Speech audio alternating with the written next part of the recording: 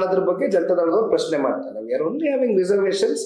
ನಮ್ಮ ಧರ್ಮದ ಬಗ್ಗೆ ಅವರು ಎಷ್ಟರ ಮಟ್ಟಕ್ಕೆ ಒಂದು ಒಳ್ಳೆ ಭಾವನೆ ಇಟ್ಕೊಂಡಿದ್ದಾರೆ ಅಥವಾ ತಾತ್ಸಾರ ಮನೋಭಾವನ ಇದೆಯಾ ಅವ್ರಿಗೆ ಅಂತಕ್ಕಂಥದ್ದು ಬಹುಶಃ ಕಳೆದ ಒಂದು ವಿವಾದದಲ್ಲಿ ಅವೆಲ್ಲವೂ ಕೂಡ ಸಾರ್ವಜನಿಕ ವಲಯಕ್ಕೆ ಬಿಟ್ಟಿರ್ತಕ್ಕಂಥ ವಿಚಾರ ಅವ್ರ ಮುಂದೆ ಬಿಟ್ಬಿಡ್ತೀವಿ.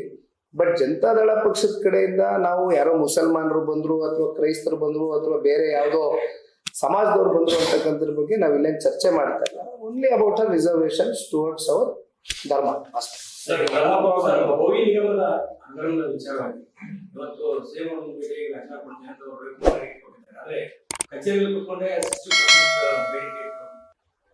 ಬೋವಿ ನಿಗಮದಲ್ಲಿ ಅಧ್ಯಕ್ಷರು ನಡ್ಕೊಂಡಿರುವಂತ ರೀತಿ, ಅದರಲ್ಲೂ ನಮ್ಮ ಕರ್ನಾಟಕ ರಾಜ್ಯದ ಒಂದು ಸುದ್ದಿ ವಾಹಿನಿ ನೀವೇನು ಒಂದು ಸ್ಟಿಂಗ್ ಆಪರೇಷನ್ ಮೂಲಕ ರಾಜ್ಯದ ಜನತೆಗೆ ಇವತ್ತು ನಿಮ್ ಜವಾಬ್ದಾರಿನೂ ಕೂಡ ನೀವು ಮೆರೆದಿದ್ದೀರಿ. ಬೋವಿ ಜನಾಂಗ ಅಷ್ಟೇ ಅಲ್ಲ, ಇವತ್ತು ವಾಲ್ಮೀಕಿ ನಿಗಮದಲ್ಲಿ ಯಾವ ರೀತಿ 189 ಕೋಟಿ ಹಗರಣ ಆಯ್ತು, ಜೊತೆಯಲ್ಲಿ SSCP TSP ಹಣ ಪ್ರತಿ ವರ್ಷ 11,000 12,000 13,000 ಕೋಟಿ 5 ಗ್ಯಾರಂಟಿಗಳ ಹೆಸರಲ್ಲಿ ಇವತ್ತು ದಲಿತ ಕೇರಿ ಅಭಿವೃದ್ಧಿಗಳಿಗೆ ಇಟ್ಟಿರ್ತಕ್ಕಂಥ ಹಣ. ಅದು ಯಾವ ರೀತಿ ಇವತ್ತು ಸ್ವೇಚ್ಛಾಚಾರವಾಗಿ 5 ಗ್ಯಾರಂಟಿಗಳ ಹೆಸರಲ್ಲಿ ಬೇರೆ ಬೇರೆ ಕಡೆ ಬಳಕೆ ಆಗ್ತಾ ಇದೆ, ದುರ್ಬಳಕೆ ಆಗ್ತಾ ಇದೆ ಅನ್ನೋದು ನಾವು ನೋಡ್ತಾ ಇದ್ದೇವೆ. ಬಟ್ ಇವತ್ತು ಬೋವಿ ನಿಗಮದಲ್ಲಿ ಅಧ್ಯಕ್ಷರು ನೆಟ್ಕೊಂಡಿರುವಂತ ರೀತಿ ಏನು, ಭೂಮಿ ಮಂಜೂರಾತಿ ಆಗಿತ್ತು 25 ಲಕ್ಷ, ಅದಕ್ಕೆ 5 ಲಕ್ಷ ಇವತ್ತು ಅವ್ರು ಬೇಡಿಕೆ ಇಡ್ತಾರೆ, ಒಂದು ಕಮಿಷನ್ ಇಡ್ತಾರೆ ಅಂದ್ರೆ ಈಗ ಆ ಅಧ್ಯಕ್ಷ ಯಾರು? ಆ ಅಧ್ಯಕ್ಷ ಬಂದು is nobody other than Congress man, ಹೌದಲ್ವೇ? ಯಾರೋ ನ್ಯೂಟ್ರಲ್ ಪರ್ಸನ್ ನ ಕರ್ಕೊಂಡ್ಬಂದು ಕೂರಿಸಿ ಅಧ್ಯಕ್ಷ ಮಾಡಿರುವಂತದ್ದಲ್ಲ ಸರ್ಕಾರ. ಅಲ್ಲಿ ಅವರು ಒಬ್ರು ಕಾಂಗ್ರೆಸ್ನ ಸದಸ್ಯರು. ಬಹುಶಃ ಇವೆಲ್ಲವನ್ನ ನೋಡಿದಾಗ ಮಾತೆತ್ತಿದ್ರೆ ಮಾನ್ಯ ಮುಖ್ಯಮಂತ್ರಿಗಳು ಒಂದ್ ಕಡೆ, ಹಿಂದುಳಿದಿರ್ತಕ್ಕಂಥ ಜನಾಂಗಕ್ಕೆ ಆರ್ಥಿಕವಾಗಿ ಸಾಮಾಜಿಕವಾಗಿ ಎಲ್ಲ ರೀತಿ ನ್ಯಾಯವನ್ನ ಕೊಡಿಸ್ತಕ್ಕಂಥದ್ದು ಕಾಂಗ್ರೆಸ್ ಮಾತ್ರ ಅಂತಕ್ಕಂಥದ್ದು ಇವತ್ತೇನು ಹೇಳ್ತಾರೆ. ಆದ್ರೆ ಎಷ್ಟರ ಮಟ್ಟಕ್ಕೆ ನೀವು ಕಳೆದ 2 ವರ್ಷದಿಂದ ನ್ಯಾಯ ಕೊಡಕ್ಕಾಗಿದೆ? ನಿಜಕ್ಕೂ ಪರಿಶಿಷ್ಟ ಜಾತಿ, ಪರಿಶಿಷ್ಟ ವರ್ಗಕ್ಕೆ, ಪರಿಶಿಷ್ಟ ಪಂಗಡಕ್ಕೆ ನೀವು ನ್ಯಾಯ ಕೊಡ್ಲಿಕ್ಕೆ ಆಗಿದೆಯಾ?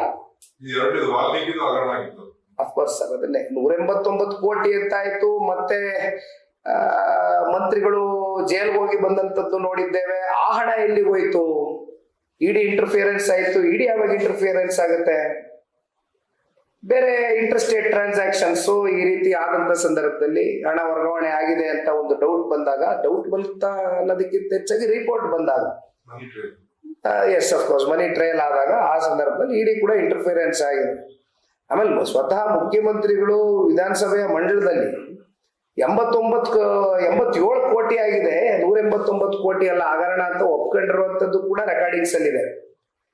ಹಾಗಾಗಿ ಒಂದ್ ಕಡೆ ವಾಲ್ಮೀಕಿ, ಇನ್ನೊಂದ್ ಕಡೆ ಬೋವಿ, ಈ ಸಮಾಜಗಳ ಸಬಲೀಕರಣಕ್ಕೋಸ್ಕರ ಇರುವಂತ ಹಣ ಇದು. ಇವ್ರನ್ನ ಸಬಲರಾಗಿ ಮಾಡ್ತಾ ಇದ್ದಾರ ಈ ಸಮಾಜಗಳನ್ನ, ಅಥವಾ ಮತ್ತಷ್ಟು ದುರ್ಬಲಗೊಳಿಸ್ತಾ ಇದ್ದಾರ? ಈ ನಿಗಮದ ಒಂದು ಅಭಿವೃದ್ಧಿಯ ಹೆಸರಲ್ಲಿ ರಾಜ್ಯ ಸರ್ಕಾರ ಇರ್ಬೋದು, ರಾಜ್ಯದ ಮುಖ್ಯಮಂತ್ರಿಗಳಿರ್ಬೋದು, ಇವರೆಲ್ಲ ಏನ್ ಅಧ್ಯಕ್ಷಗಳು ಅಂತ ನೇಮಕಾತಿ ಮಾಡ್ಕೊಂಡು ಇವತ್ತು ಕಮಿಷನ್ ಏಜೆಂಟ್ಗಳಾಗಿ ವರ್ತನೆ ಮಾಡ್ತಾ ಇದ್ದಾರೆ. ಇವ್ರನ್ನ ಬೆಂತಡ್ತಕ್ಕಂಥ ಕೆಲಸ ಮಾಡ್ತಾ ಇರೋರು ಯಾರು? ಇವ್ರಿಗೇನ್ ಭಯ ಭಕ್ತಿ ಇಲ್ವಾ? ಇಲ್ಲಿ ಇಷ್ಟ ದಿನ ಬೇಕಾ? ಒಂದ್ ಸ್ಟಿಂಗ್ ಆಪರೇಷನ್ ಆಗಿ ಇಷ್ಟೆಲ್ಲ ರಾಜ್ಯದ ಜನತೆ ಮುಂದೆ ಬಹಿರಂಗ ಪಡಿಸಿದ್ರು ಕೂಡ ಒಂದು ಸುದ್ದಿವಾಹಿನಿ, ಇಷ್ಟ ದಿನ ಬೇಕಾ ರಾಜ್ಯ ಸರ್ಕಾರ, ರಾಜ್ಯದ ಮುಖ್ಯಮಂತ್ರಿಗಳು ತೀರ್ಮಾನ ತಗೊಳ್ಳೋದಕ್ಕೆ? ಅದೇ ಒಂದು ST ಸಮಾಜದ ಪ್ರಭಾವಿ ನಾಯಕರನ್ನ ಕಾಂಗ್ರೆಸ್ನವರು ಯಾವ ರೀತಿ ನಡೆಸ್ಕೊಂಡ್ರು? ಪಕ್ಷದಿಂದ ವಜಾನೆ ಕೊಡಿಸಿದ್ರು. ಇಂಟರ್ನಲ್ ಡೆಮಾಕ್ರಸಿ ಅಂತಕ್ಕಂಥದ್ದೇ ಇಲ್ಲ ಆ ಪಾರ್ಟಿಲಿ. ಯಾರು ಕೂಡ ಮಾತಾಡಂಗೆ ಇಲ್ಲ. ವಾಸ್ತವಕತೆ ಯಾರಾದ್ರೂ ಮಾತನಾಡಿದ್ರೆ ಕೂಡ್ಲೆ ವಜಾ ಮಾಡ್ತಾರೆ.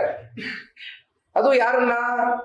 ST ಸಮಾಜದ ನಾಯಕರು, ನಿಮ್ಮ ಪ್ರಭಾವಿ ನಾಯಕರು ವಜಾ ಮಾಡಿದ್ರಿ ಏಕಾಏಕಿ. ಮತ್ತೊಬ್ಬರು ಜೈಲ್ ಕಳಿಸಿದ್ರಿ. ರಾಹುಲ್ ಗಾಂಧಿ ಅವರು ನೇರವಾಗಿ ನಾನು ಪ್ರಶ್ನೆ ಕೇಳ್ತೀನಿ.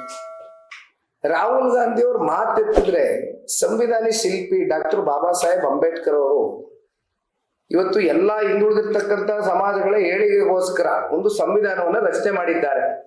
ಮಾತೆತ್ತಿದ್ರೆ ಜೇಬ್ನಲ್ಲಿ, ಕೈನಲ್ಲಿ, ಓದಲ್ಲಿ, ಬಂದಲ್ಲಿ, ಪಾರ್ಲಿಮೆಂಟ್ ಹೊರಗಡೆ ಎಲ್ಲ ಕಡೆ ಕೂಡ ಆ ಬುಕ್ ನ ಇಟ್ಕೊಂಡು ಕೈನಲ್ಲಿ ಓಡಾಡ್ತಾರೆ.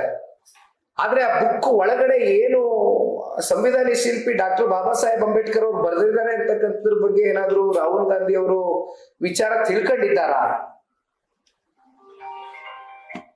ರಾಹುಲ್ ಗಾಂಧಿ ಅವರು ಉತ್ತರ ಕೊಡ್ಬೇಕು, ಇದಕ್ಕೆ ಮಾನ್ಯ ಮುಖ್ಯಮಂತ್ರಿಗಳು ಉತ್ತರ ಕೊಡಬೇಕು.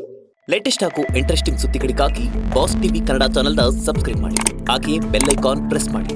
ಇದರ ಜೊತೆಗೆ ಫೇಸ್ಬುಕ್, ಇನ್ಸ್ಟಾಗ್ರಾಮ್, ಎಕ್ಸ್ನಲ್ಲೂ ಮಿಸ್ ಮಾಡದೆ ಫಾಲೋ ಮಾಡಿ.